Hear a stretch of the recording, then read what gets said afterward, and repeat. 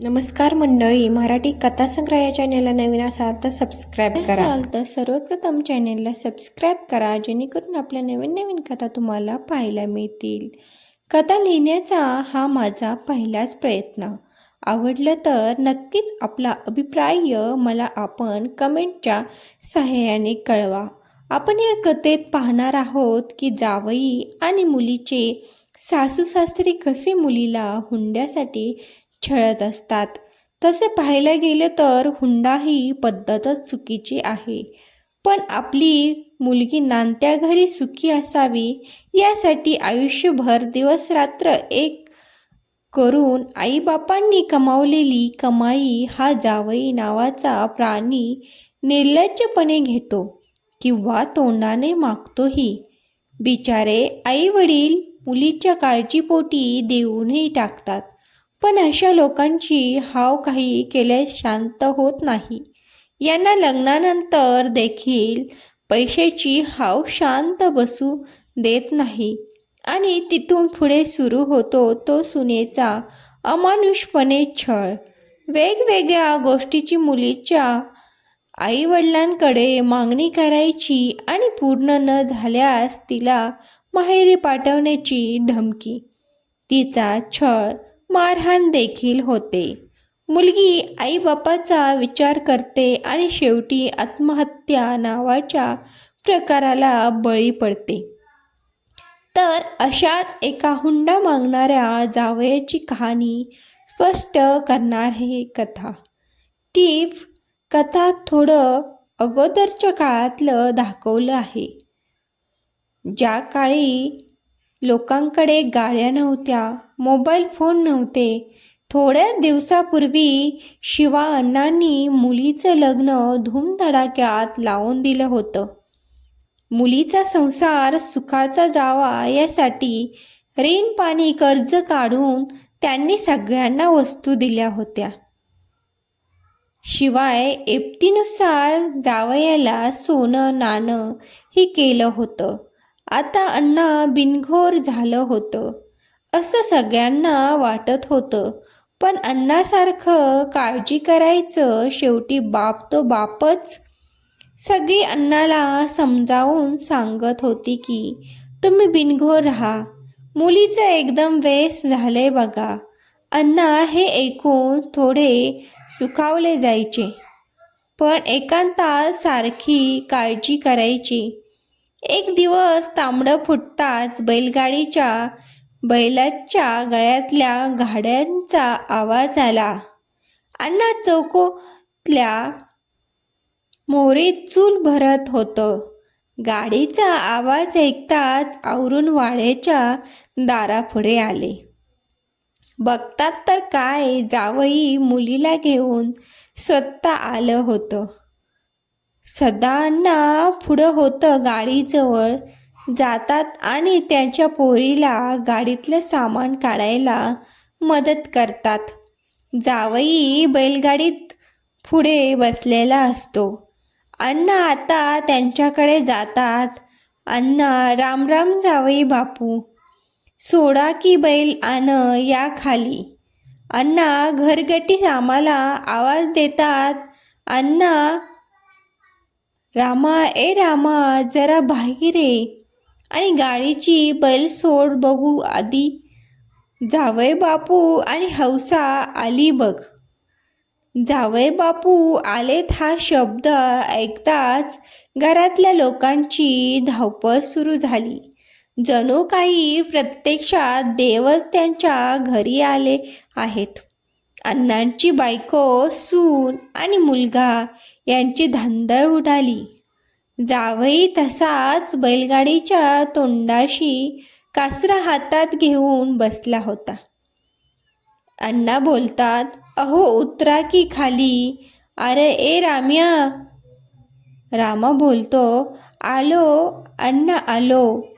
अण्णा बोलतात, आव उतरा की जावई बापू, काय झालं? जावयाचा तंबुरा फुगलेला असतो. घरातून तो हौसाला भांडून घेऊन आलेला असतो. हौसा कधीच आत गेलेली नसती. तिचा तो बारीक चेहरा तिच्या आईच्या म्हणजे अक्काच्या नजरेतून सुटत नाही. हौसा येते अशी आतल्या खोलीत जाते आणि रडायला लागते. इकडे अण्णा जावई नावाच्या प्राण्याची विनवणी करत असतात. कसा बसा जावयाला बैलगाडीतून खाली उतरवतात आणि रामा गाडीची बैल सोडतो आणि झाडाखाली बांधतो. अण्णाला यातला काहीच प्रकार समजत नाही. जावई बोलतात, मामा मला लवकर निघायचं आहे बघा, म्या काय लय वेळ थांबणार नाही. अण्णा बोलतात, अहो कसली घाई करतासा, निवांत जावा, मस्त कोंबडी कापतो, खा आणि मग जा. कोंबडीचं नाव घेताच हावपड्या जावयाच्या तोंडाला पाणी सुटतं, पण उगाच आव म्हणून आणून तो नाही म्हणतो. जावई बोलतो, नको कोंबडी, मला लवकर जायचं आहे, काम आहे ती लय. अण्णा बोलतात, अहो लग्न झाल्यास पहिल्यांदा आलायात, जरा पाहुणचार घेऊन जावा, म्या काय तुम्हाला तसं जाऊ देणार नाही बघा. जावयाला तर कोंबडीसाठी थांबायचंच असतं. त्यात अण्णांचा आग्रह त्याला कारण सापडलं. अण्णा बोलतात, रामा जा आत, घरात सांग की आज कोंबडीचा बेत आहे म्हणून. तेवढ्यात अण्णांचा मुलगा विश्वास तांब्या भरून घेऊन येतो. आपली बहीण मगाशी आत आल्यावर रडली म्हणजे नक्की जावई भांडला असलं म्हणून त्याचा पहिलाच पारा हल्ला होता. रागारागात तो पाऊल टाकत अण्णा आणि जावयाच्या जवळ आला.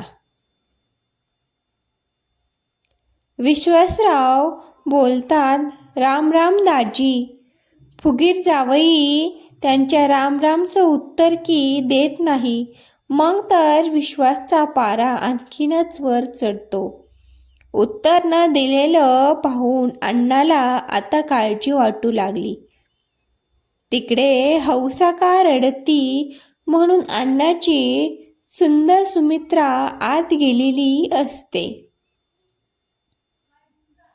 अण्णा बोलतात, हे घ्या पाणी आणि हातपाय धुवून घ्या. अगं ऐकलं का, जरा चहा टाका, जावई बापू थकून आल्यात. अक्का बोलतात, मगाशीच टाकलाय बघा. हौसा आत आली तवा विश्वासराव रागाने तिरकट नजरेने जावयाकडे पाहत होते. अण्णा बोलतात, मग जावई बापू लय त्रास नाही ना व झाला येताना. अण्णाचा घरगडी रामा जरा चेष्टेखोर असतो. रामा बोलतो, अव अण्णा आपलं रस्तं त्यांच्याकडच्या रस्त्यापेक्षा चांगलं आहे इथं. यांच्या या उत्तराने जावयाला जरा राग येतो आणि तो त्यांच्याकडे पाहून त्यांचा राग व्यक्त करतो. रामाने दिलेल्या उत्तराने विश्वास जरा खुश होतो. अण्णा बोलतात, रामा तू शांत बस, मधी मधी नको बोलू, बसायला टाक बघ. रामा बोलतो, व्हयची. अण्णा बोलतात, मग जावई बापू अचानक येणं केलं सा, कळवलं नाही अगोदर. जावई बोलतात, आलो असंच, हौसाला लय आठवण येत होती, तो खोटंच सांगून देतो. का चहा घेताय ना? विश्वास बोलतो, हा द्या ना. अण्णा चमकून विश्वासकडे बघतात. त्यांना समजत नाही काय चाललंय नेमकं. अक्का अण्णाला हळूच इशारा करतात आणि आत बोलवतात. अण्णा आत जाताच त्यांची बोलणी सुरू होतात. अक्का बोलतात, आव हौसा रडती. अण्णा बोलतात, का काय झालं? अक्का बोलतात, सांगा ना, झाली बघा. तुम्हीच विचारा एक डाव. अण्णा बोलतात, हौशे ए हौशे. अण्णांचा आवाज ऐकताच हौसा आणखी रडायला सुरुवात करते. अण्णा तिला शांत करतात आणि काय झालं ते नीट सांग असं बोलतात. अण्णा बोलतात, काय झालं? हौसा बोलते, अण्णा हे आणखी पैसे आण म्हणतायत तुझ्या बापाकडून. सासू आणि सासरा बी भांडतायत माझ्या संग पैशासाठी. काहीच काम करत नाही इथे. मामी सासू बसून असतात. मामंजी पण नुसत्या बिंड्या वडतात आणि नुसतं टोमणे देतात. तुझ्या बापाने हे नाही काय शिकवलं, ते नाही का शिकवलं, आणि हे तर पितात बी. हौसानं दम घेता सगळं सांगत होती आणि मधून हुंदका पण देत होती. अण्णा ऐकून आश्चर्यचकित होतात. अण्णांच्या डोळ्याच्या कडा पाणावत्यात. लग्नाला आपण भरपूर खर्च केला. वस्तू ना वस्तू दिली. तळहाताच्या फोडप्रमाणे जपलेली पोरगी दिली. कधी डोळ्यात टिपून येऊ दिलं नाही. आणि आज हो दिवस. त्या इतक्या दिवसांनी पाठीमागून आलेल्या विश्वासाने हे ऐकलं. आता त्याची तळपायाची आग मस्तकात जाते. तो मागूनच एक शिवी हासडतो. आईचं बेन ह्याच्या. त्याचा आवाज ऐकून अण्णा माग बघतात. रागावलेल्या विश्वासला शांत बसायला सांगतात. अण्णा सगळ्यांना निमूटपणे राहायला सांगतात. जणू काही झालंच नाही. अक्काला जेवण बनवायला सांगतात. अण्णा व्हरांड्यात येतात. जावयाचा चहा पिऊन झालेला असतो. रामानेही हा प्रसंग ऐकलेला असतो. त्यालाही खूप राग येतो. अण्णा बोलतात, झाला का चहा पिऊन? बसा, जेवण होईल तोपर्यंत आपण गप्पा मारू. मग आमचं इवाई कसं हायतं? तब्येत काय म्हणतेस त्यांची? आणि हिनबाई काय करतात? जावई बोलतात, झाक हाय बघा एकदम. तेवढ्यात रामा हळूच आवाजात पुटपुटतो. रामा बोलतो, त्याला काय धाड भरली? खात्यात पित्यात आणि लेकराला त्रास देतात. त्यांचा अस्पष्ट आवाज जावयाच्या कानावर जातो. पण तो काय बोलला हे नाही कळलं. मात्र आपल्यालाच काहीतरी उत्तर दिलं हे समजलं. अण्णा डोळ्यांनी रामाला शांत बसायला सांगतात. विश्वासराव बोलतात, मग न्याहारी करूनच जाणार असताल? हा खोचका प्रश्न ऐकून तो जरा ओशाळला. पण तसे न दाखवता ताठपणे बोलू लागला. जावई बोलतो तसा जाणारच होतो. पुन्हा रामा फुटफुटतो. रामा बोलतो, जायचं ना मग. पुन्हा जावई रागाने त्याच्याकडे पाहतो. जावई बोलतो, अण्णांनी थांबवलं. कोंबडी कापतो म्हणले.